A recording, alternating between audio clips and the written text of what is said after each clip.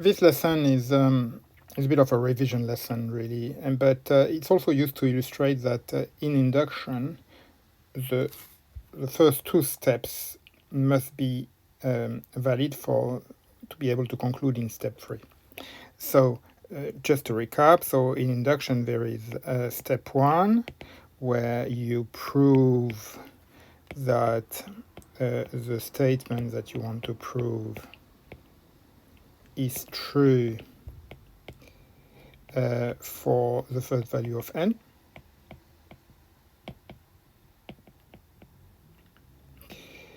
Which is often n equal 1, but it can be sometimes n equal 2 or n equal 3. I've seen an example where you start at n equal 6. Yeah?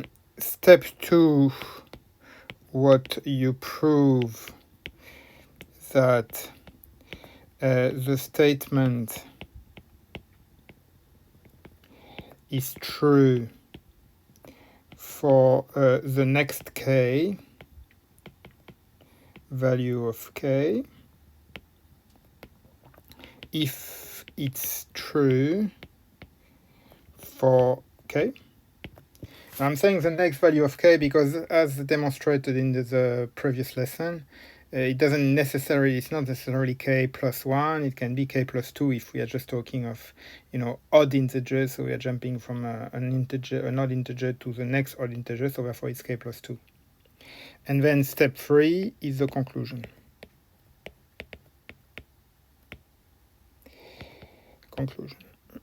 Right.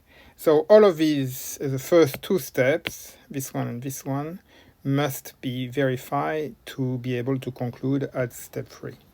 Let's do an example to show how important this is.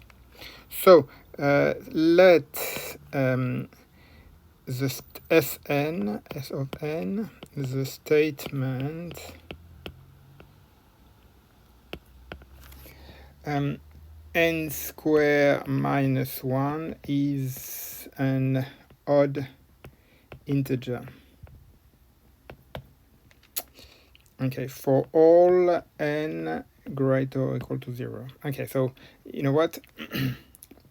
The first thing is we're going to prove that s k plus 1 is true if s of k is true. So we're just doing step 2 basically. Okay, so let us assume that the statement is true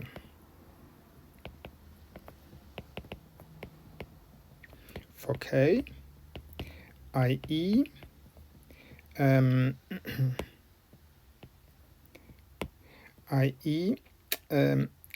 K square minus k is equal to 2p plus 1, where p is an integer.